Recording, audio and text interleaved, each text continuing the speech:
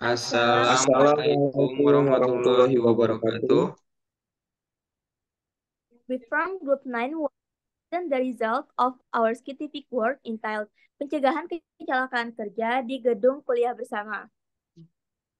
First, we will introduce ourselves. My name is Amanda Bulanaila. NPM saya 23758003. And my name is Muhammad Hafiz Rizkullah. My NPM is 23758015. And my name is Muhammad Tarul Ihsan. My NPM is 23758018. Next, the first material will be delivered by Sahrul. Background. Ketiga atau kesehatan dan keselamatan kerja merupakan bidang yang berfokus pada upaya menjaga kesehatan dan keselamatan para pekerja di tempat kerja. Ketiga, identifikasi, evaluasi, dan pengendalian risiko yang dapat membahayakan kesehatan dan keselamatan pekerja. Ketiga juga pemantauan dan evaluasi terus-menerus. Kita perbaikan kelanjutan untuk menciptakan kerja yang aman. Ketiga juga melibatkan pengelolaan yang berkaitan dengan bahaya kerja, seperti kecelakaan, kebakaran, bahan kimia berbahaya, radiasi kelelahan, kebisingan, dan faktor-faktor lain yang dapat membahayakan pekerja. Selanjutnya, kami akan melakukan penelitian terhadap sebuah kelas di gedung yang berada di Politeknik Negeri Lampung. Apakah gedung ini menerapkan ketiga? Kami akan faktor ergonomis gedung tersebut. Oke, rumusan masalah yang akan kami bahas. Yang pertama, apa saja faktor ergonomis yang ada di gedung kuliah bersama? Yang kedua, apa saja dampak yang akan terjadi jika gedung ketiga tidak memenuhi standar tingkat umum pada umumnya? Yang ketiga, faktor keselamatan apa saja yang ada di gedung kuliah bersama? Yang keempat, faktor kecelakaan apa saja yang dapat terjadi di gedung kuliah bersama? Dan yang kelima, bagaimana cara mencegah kecelakaan kerja menggunakan teknologi tinggi? Tujuan penelitian yang pertama untuk identifikasi berbagai potensi risiko dan bahaya yang mungkin terjadi. Yang kedua, untuk memberikan rekomendasi untuk meningkatkan keselamatan di gedung. Yang ketiga, menciptakan lingkungan yang aman dan sehat untuk setiap individu yang menggunakan gedung tersebut. Yang keempat, untuk mengevaluasi kondisi kerja di gedung tersebut. Dan yang kelima, untuk mengetahui penyelesaian masalah ketiga secara computational thinking.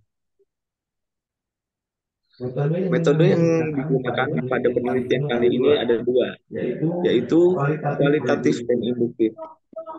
Kami melakukan pengumpulan data terlebih dahulu, kemudian melakukan observasi secara mendalam.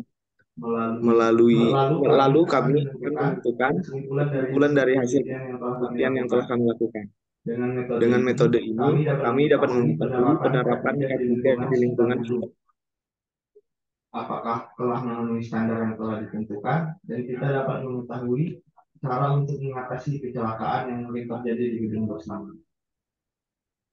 Lokasi penelitian, kami memilih untuk melakukan penelitian pada gedung kuliah bersama di Universitas Politeknik Negeri Lampung. Gedung ini biasa digunakan oleh mahasiswa Politeknik Negeri Lampung dalam melakukan kegiatan pembelajaran. Kami juga akan melakukan penelitian terhadap salah satu kelas yang berada di gedung kuliah bersama Politeknik Negeri Lampung. Faktor apa saja yang dapat menjadi penyebab kecelakaan kerja, dan apakah kelas tersebut sudah sesuai dengan ketentuan keselamatan kerja. Terima kasih, Amanda. Saya kembalikan kepada Anda. Okay, thank you, Sahrul.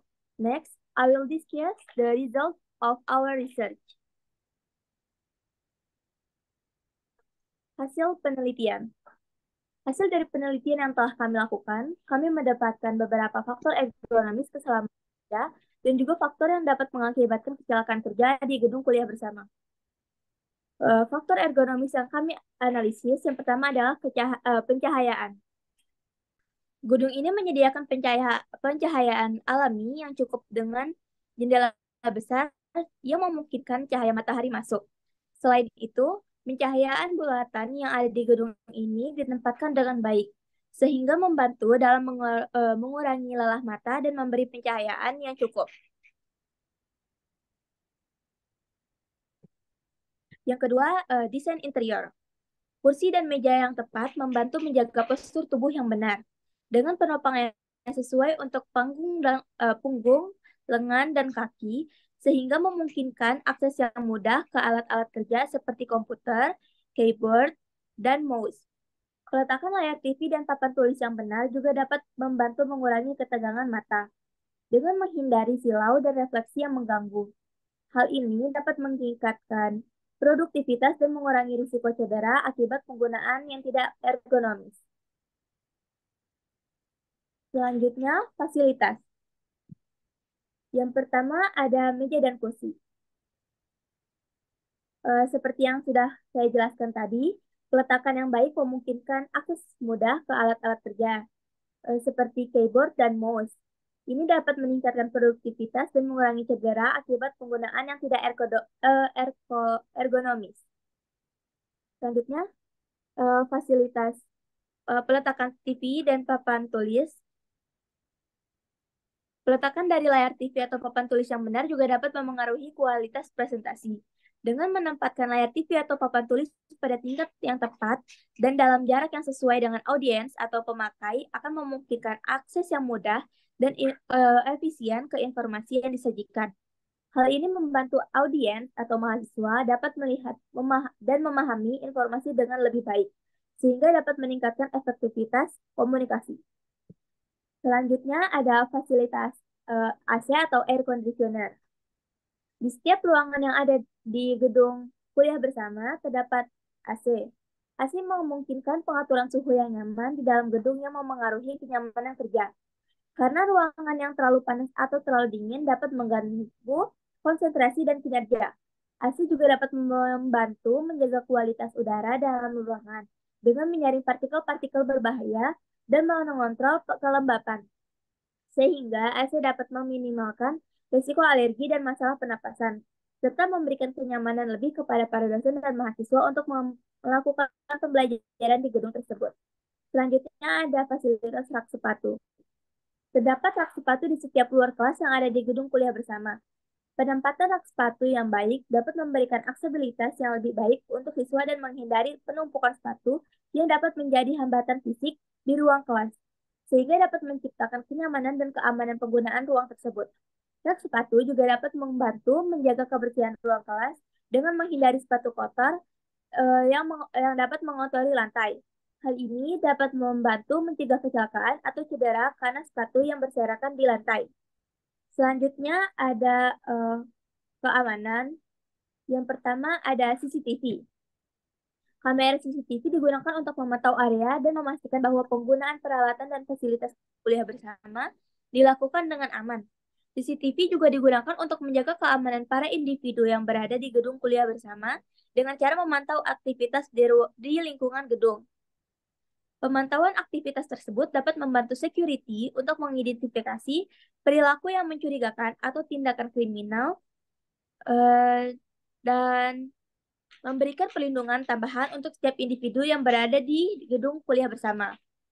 Jika terjadi kecelakaan atau insiden di lingkungan gedung tersebut, rekaman dari CCTV dapat digunakan sebagai bukti dalam mendeteksi bahaya potensial, seperti kebocoran listrik atau perubahan lingkungan gedung yang mungkin berdampak pada kesehatan individu yang melakukan aktivitas pada gedung kuliah bersama.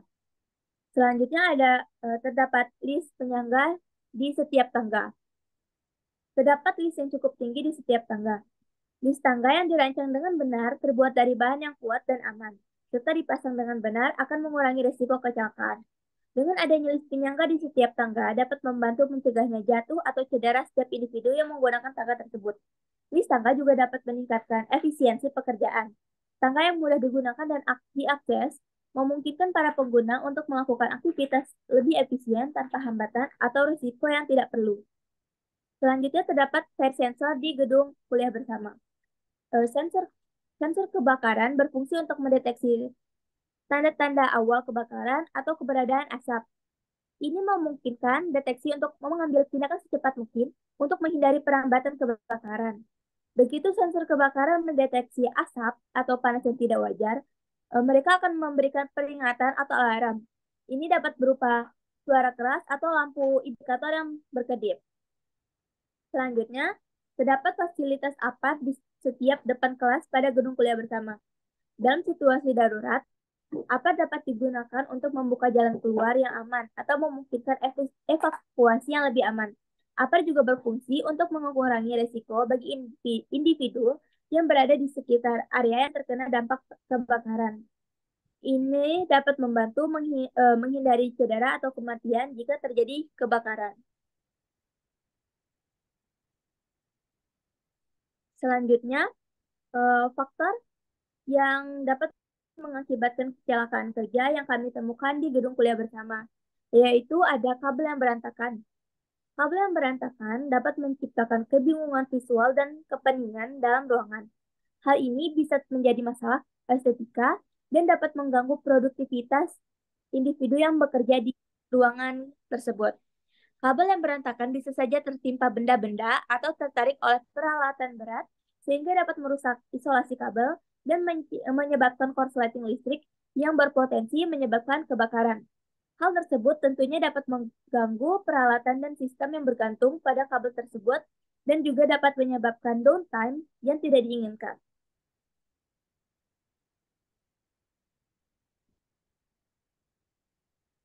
The next material will be explained by Hafiz. Okay, so the next material is how we evade any chance of accident. Pencegahan yang dapat kita lakukan adalah secara faktor manusia kita dapat melakukan pengelompokan, yaitu kabel-kabel yang serupa. Misalnya kabel data bersamaan dengan kabel data yang serupa, ini membantu mengurangi kebingungan. Dan yang kedua, kita dapat menggunakan labeli setiap kabel dengan jelas sehingga kita dapat dengan mudah mengidentifikasinya. Dan yang ketiga, menggunakan pengikat kabel atau kabel organizer untuk menjaga kabel tetap rapi dan teratur. Yang keempat, hindari kabel yang terlalu panjang dengan cara memotong kabel agar tidak terlilit dan berantakan. Dan yang kelima, kita juga harus tetap memastikan area di sekitar kabel tetap bersih karena debu dan kotoran dapat membuat kabel lebih sulit untuk dikelola. Selain dengan faktor manusia, ada juga faktor computational thinking. Yang pertama kita lakukan abstraksi, yaitu kita mulai dengan mengidentifikasi masalah utama, yaitu kabel yang berantakan. Dengan kabel yang berantakan ini, ada kemungkinan resiko kecelakaan K3 yang dapat terjadi. Dan yang kedua, kita dapat menggambarkan terlebih dahulu kabel dan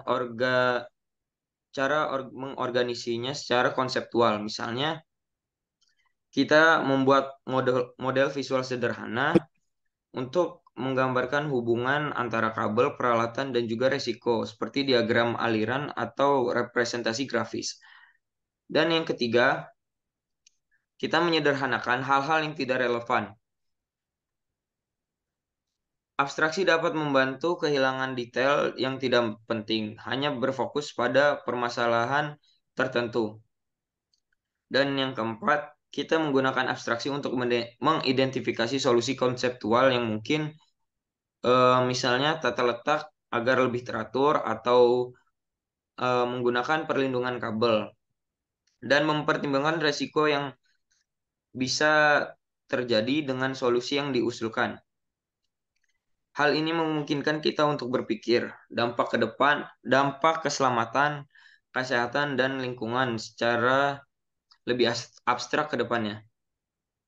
Setelah mengembangkan solusi konseptual, kita dapat menerapkan dengan mengambil tindakan nyata, yaitu mengatur kabel sesuai dengan rencana.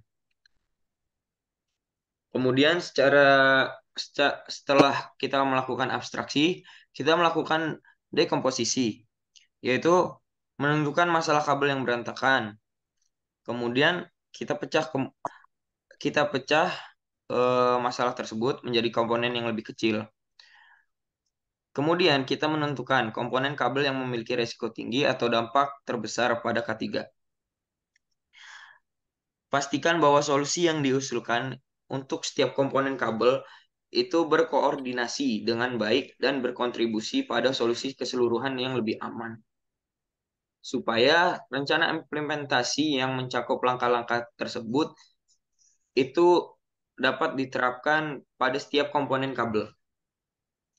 Lalu, pengenalan pola, kita setelah melakukan abstraksi dan dekomposisi, kita melakukan pengenalan pola, yaitu mengidentifikasi pola pada kabel yang berantakan dengan cara menganalisa situasi kabel yang berantakan dan mencari pola atau tren dalam berbagai kasus yang pernah terjadi.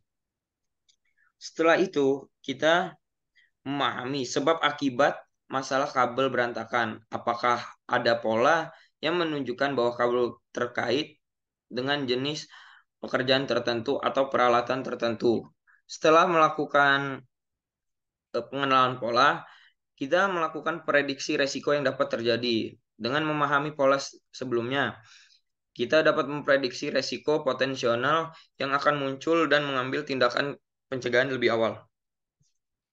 Setelah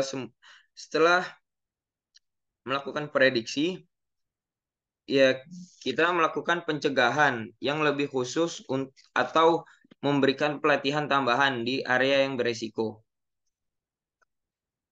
Setelah kita melakukan abstraksi, dekomposisi, dan juga pengenalan pola, kita melakukan algoritma. Itu mulai dengan mengidentifikasi masalah yang berantakan di gedung kuliah bersama. Setelah menganalisa situasi saat itu, kita lihat apa saja potensi resiko kecelakaan K3 yang terkait.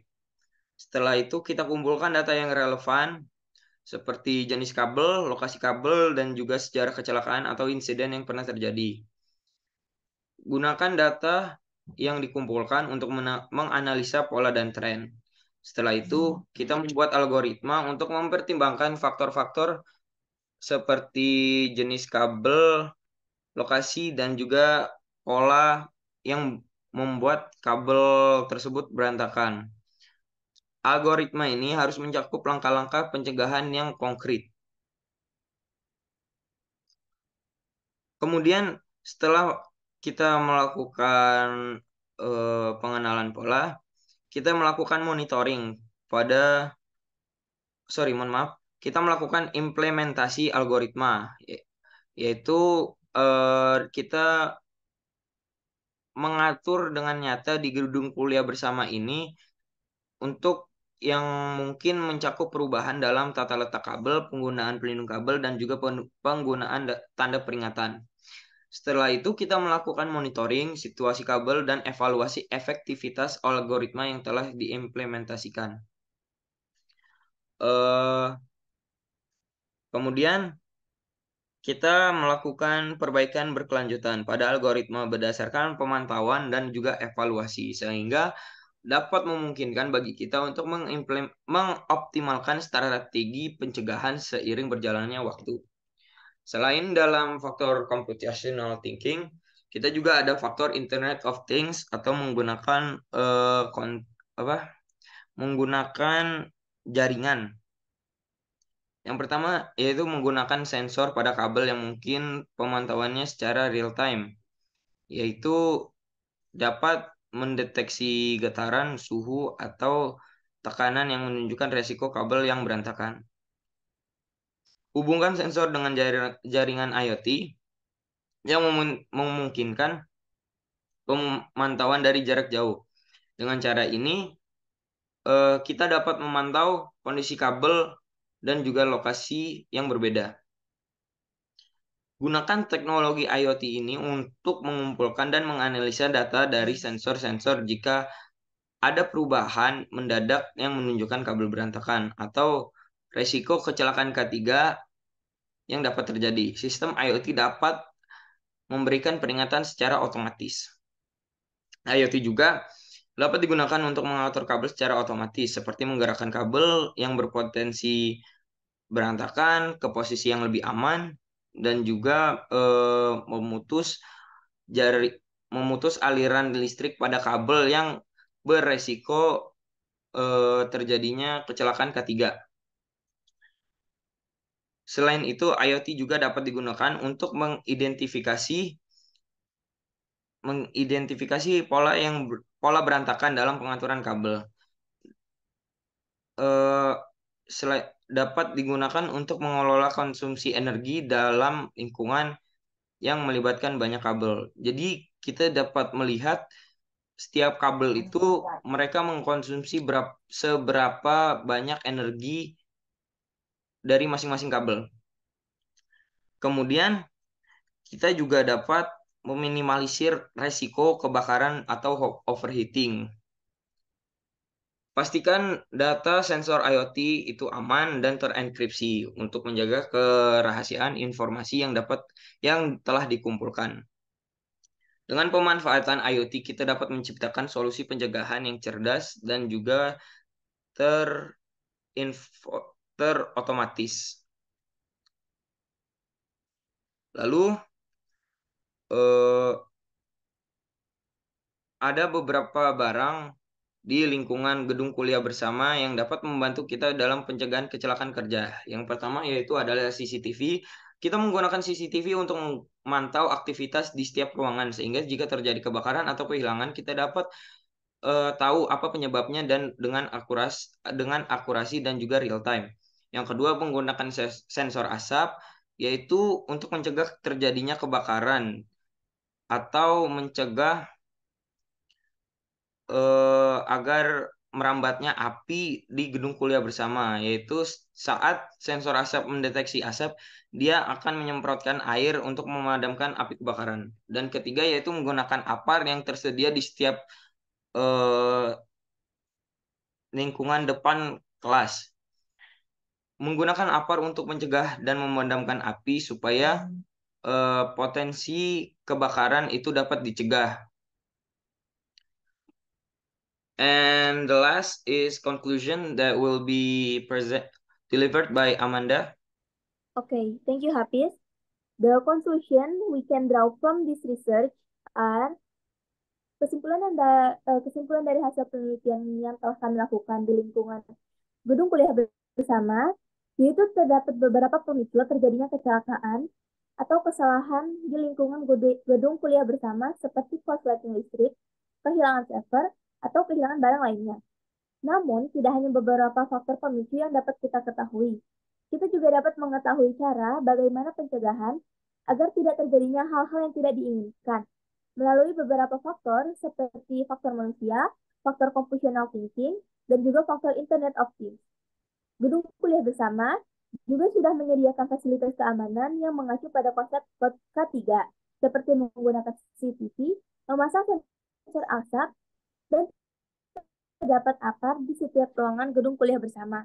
Sehingga kita dapat mengetahui bahwa lingkungan gedung kuliah bersama dapat terjamin keamanannya karena prosedur K3 telah diterapkan dengan baik. Okay, next we will discuss a question and answer session. Please, friends who want to ask a question to us. Baik, yang ingin bertanya, silakan. I wanna ask. Oke, silakan Feni.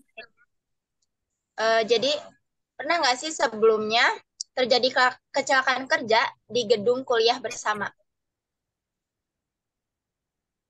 Baiklah, saya akan menjawab untuk kejadian kecelakaan di bersama itu belum pernah terjadi, tapi ada beberapa di kecelakaan. Di antaranya kabel yang tidak teratur itu bisa tersandung kabel sehingga menjadi konsleting dan mengakibatkan kebocoran listrik. Itu juga bisa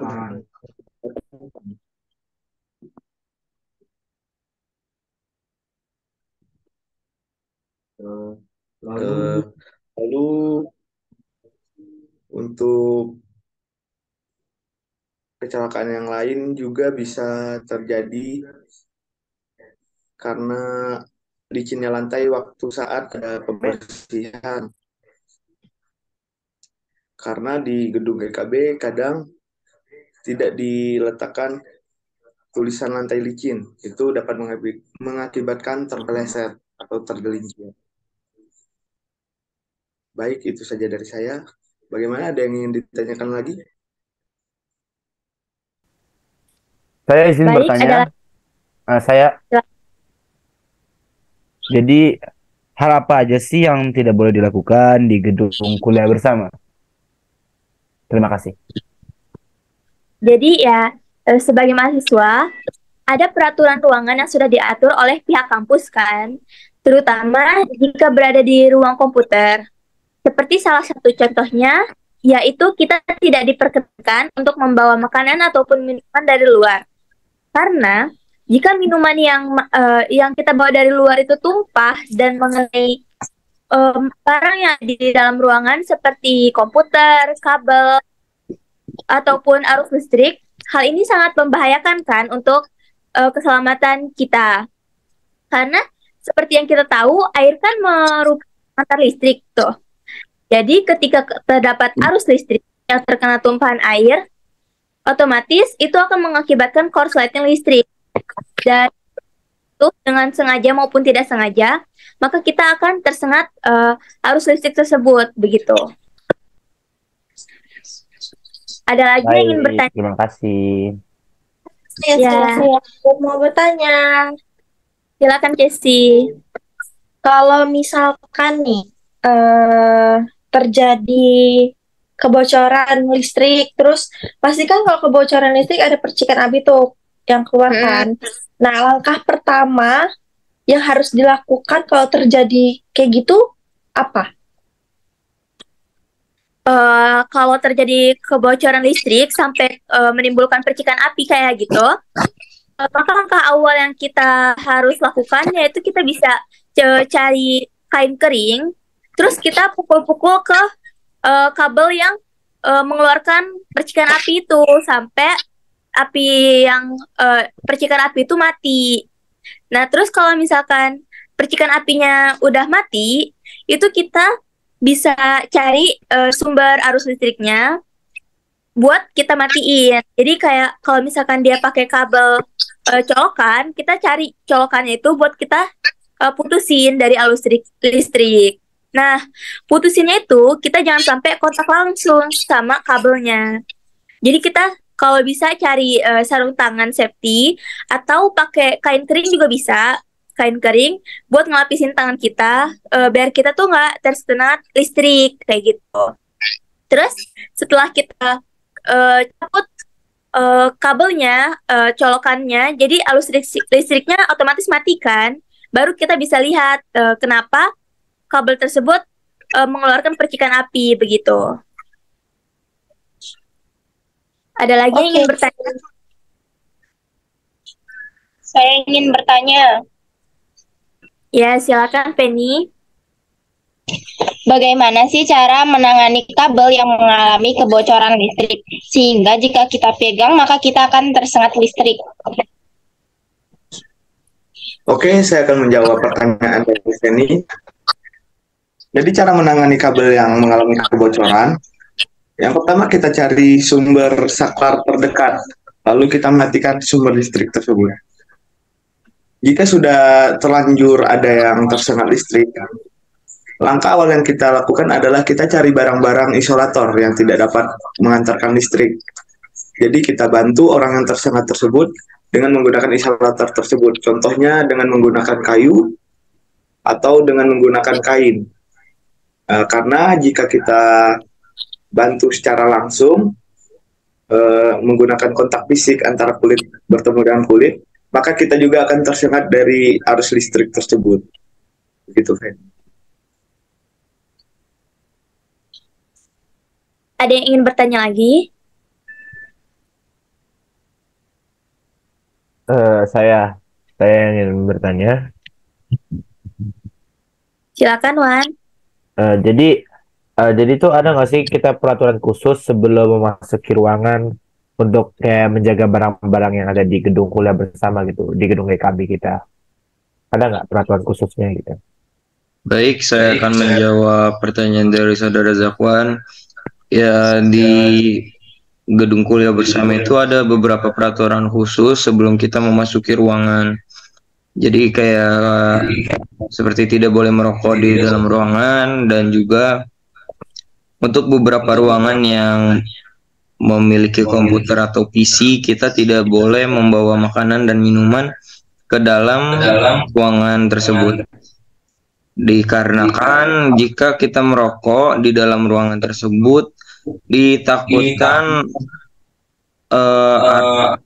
atau arah dari rokok itu bisa terkena ke kabel tertentu dan mengakibatkan korsleting. Sementara untuk makanan dan minuman itu juga kemungkinan juga sama. Jika minuman tersebut tumpah ke kabel, itu juga dapat menyebabkan korsleting. Sementara untuk makanan, jika makanan tersebut menyangkut di dalam keyboard atau beberapa komponen keras di komputer, itu dapat menyebabkan komputer menjadi malfungsi atau rusak. Baik, terima kasih atas penjelasannya, Hafiz. Ya, ada lagi yang ingin bertanya?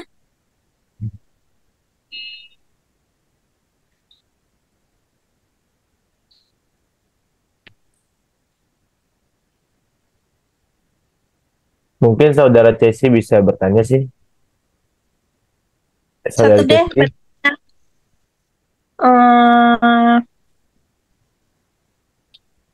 Kalau misalkan di gedung kuliah bersama itu udah terjamin belum keamanannya sesuai dengan standar K3 pada umumnya? Jadi untuk standar keamanan di gedung GKB itu sudah sesuai dengan standar. Di GKB untuk secara agronomis, kursi serta peralatan-peralatan sudah sesuai dengan standar.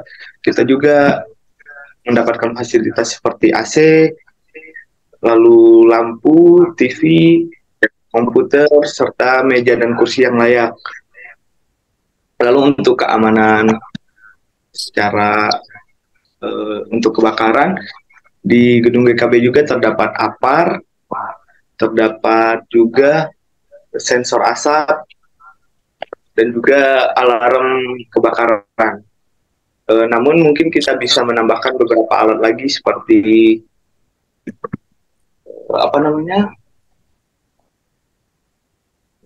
hidran box, dan juga kita bisa menambahkan line untuk evaluasi supaya kita bisa melihat jika terjadi kebakaran. Seperti itu.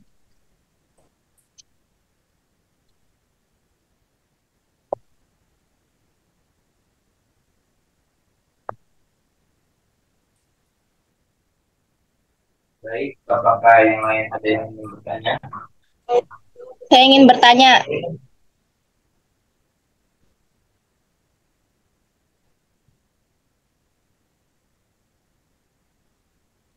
Untuk Saudari Feni, silakan bertanya. Ya, misalkan nih, nauzubillah min dzalik, di gedung kuliah bersama itu misalkan kebakaran nih. Apa aja alat-alat yang tersedia gitu untuk mengatasi kebakaran itu?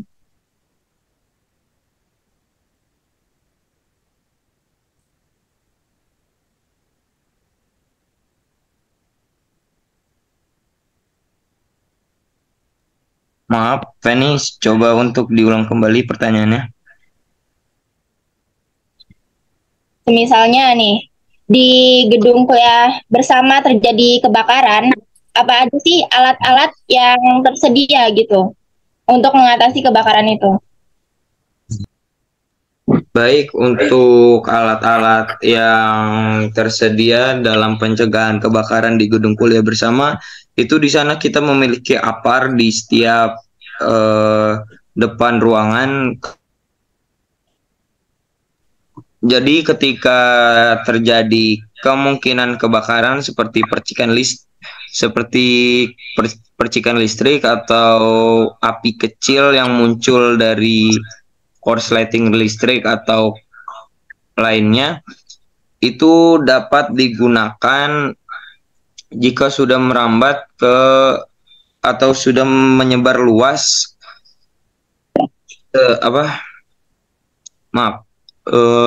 secara areal gitu.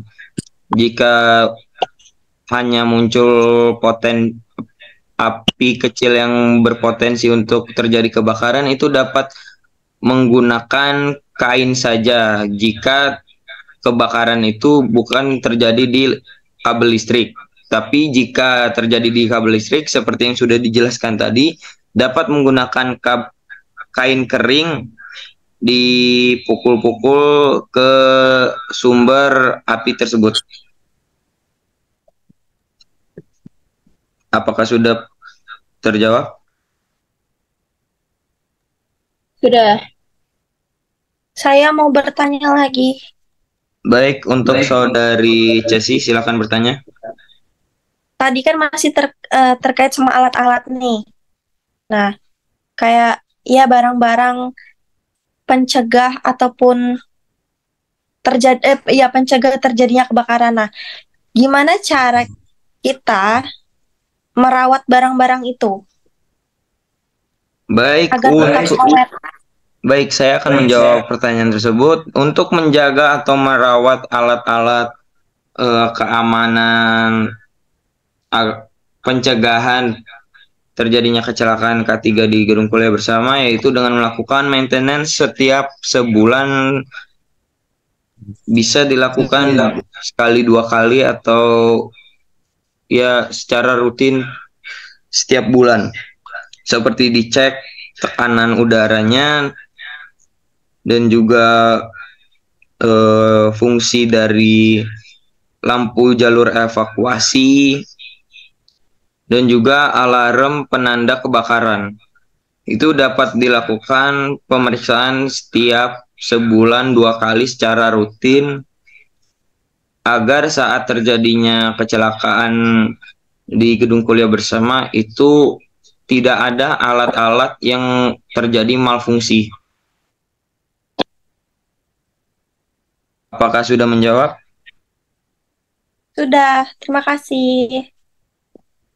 Baik, untuk yang lain, apakah ada yang ingin bertanya? Saya Tuan Hafiz. Baik. Jadi kan ada situ APAR kan di situ. Kalau mungkin kan ada beberapa orang yang masih tidak tahu cara menggunakan APAR gitu. Terus bagaimana cara kita tuh biar kita tahu penggunaan APAR itu jika kita nanti suatu saat atau GKB nanti bakal kebakar gitu. Jadi gimana cara kita untuk menggunakan APAR gitu? Baik, Saudara Zakwan, saya akan menjawab pertanyaan tersebut. Jadi untuk cara menggunakan APAR saat terjadinya kecelakaan atau kebakaran, itu kita dapat melakukan edukasi atau mengedukasi semua siswa yang menggunakan, tidak hanya siswa, staf dan juga dosen yang sering terlibat di dalam gedung KKB itu dapat diberikan edukasi dalam penggunaan APAR. Jadi saat terjadinya kebakaran itu dapat dicegah tidak hanya oleh pemadam kebakaran, karena jika terjadinya kebakaran, kalau bisa kita itu mencegah agar tidak merembet atau menyebar luas. Jadi diberikan edukasi dari pihak, mungkin dari Damkar atau dari pihak-pihak keamanan yang mengerti cara cara untuk menggunakan APAR. Ya, jadi caranya dengan diberi edukasi kepada setiap individu yang sering terlibat kegiatan di dalam gedung kuliah bersama. Apa sudah menjawab? Sudah, terima kasih. Baik, yang lain apakah ada pertanyaan lagi sebelum kita tutup? Cukup.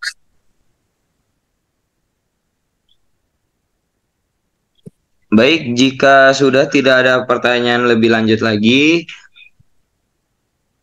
saya kembalikan kepada Amanda. Baik, that's all the presentation we have made.